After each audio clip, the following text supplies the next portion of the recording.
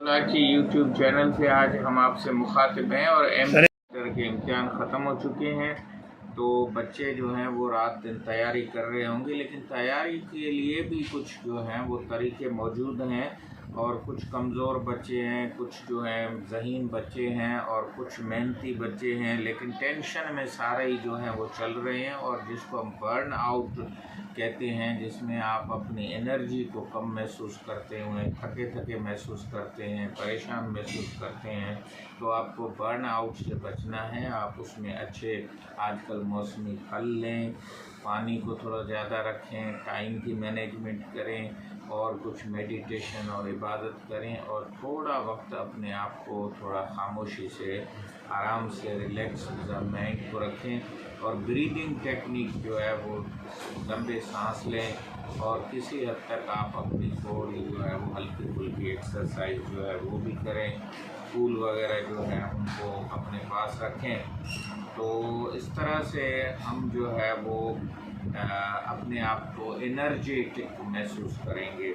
उसके अलावा आप हमेशा अच्छा सोचें, जिसको लॉ ऑफ अट्रैक्शन कहते हैं। बात कर रहे थे कि जो आपको अपनी एनर्जी के लिए, बर्न आउट को बचने के लिए अच्छी जो है वो न्यूट्रिशन लेनी पड़ेगी। अच्छे फ्रूट जो हैं, ताज़ा फल जो हैं वो आपको खाने चाहिए और किसी हद तक आपको मेडिटेशन या कुछ न कुछ आप ज़हनी सुकून के लिए जो डिवाइन पावर है या जिसको आकाश इंटेलिजेंस भी कहा जा रहा है, और उसके अलावा अपने माँ बाप से भी ज़रूर जो है रोज़ाना दुआ लिया करें, क्योंकि जो माँ बाप होते हैं वो भी एक सोशल सपोर्ट और आपको हिम्मत बढ़ाने में एक जो है वो आपके अच्छे हार्मोन जो हैं, जिसको सेरोटोनिन भी हम कहते हैं, एंडोर्फिन भी कहते हैं, जो थोड़े आपको खुशी देंगे।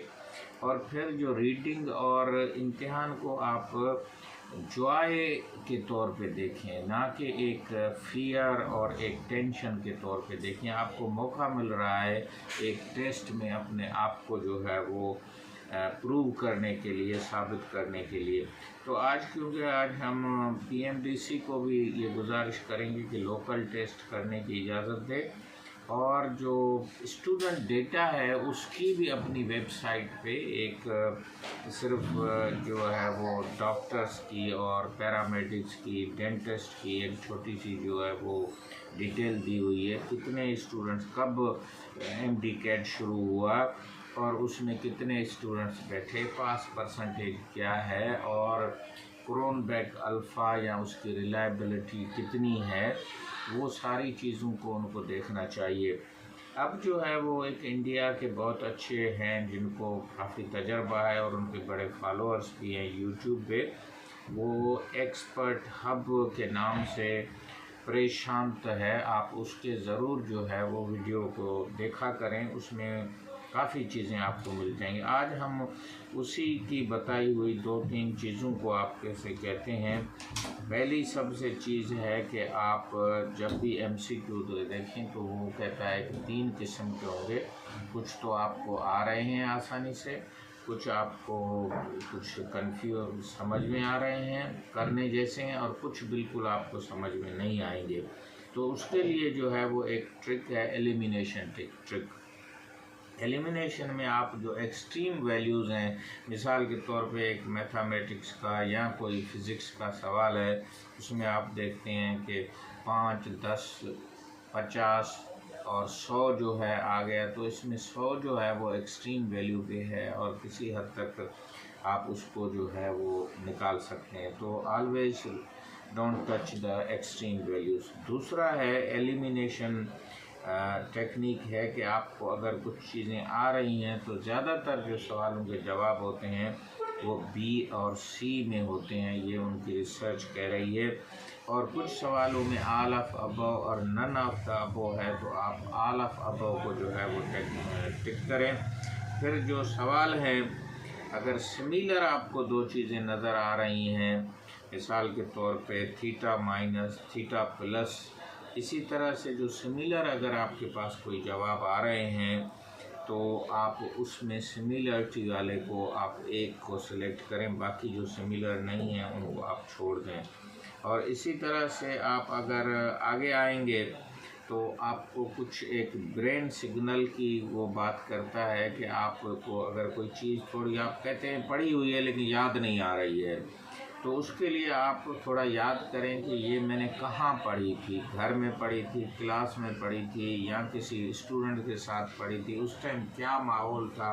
इस तरह से आप अगर थोड़ा उसको याद करेंगे तो आपकी मेमोरी जो है वो रिकॉल हो जाएगी। और उसके बाद रीज़निंग में भी वो कहता है कि अगर आपको दोनों चीज़ें जो हैं उनमें वो रीज़न नज़र आ जाए तो उसको वो असर्शन भी कहता है, रीज़निंग भी कहता है, तो आप उसमें भी अपनी जो है वो एक सवाल का जवाब नहीं आने के बावजूद। और लास्ट में वो कहता है कि प्रैक्टिस जो है वो आपकी मेमोरी को शार्प करेगी, आपको जो टाइम बचाने में मदद करेगी, आपको समझने में मदद करेगी। तो आप प्रैक्टिस पे जो है वो ज़रूर ध्यान दें। उम्मीद है कि आज की ये जो हमारी छोटी सी वीडियो है MT-CAT के जो बच्चे तैयारी कर रहे हैं उनके लिए ज़रूर फ़ायदेमंद होगी।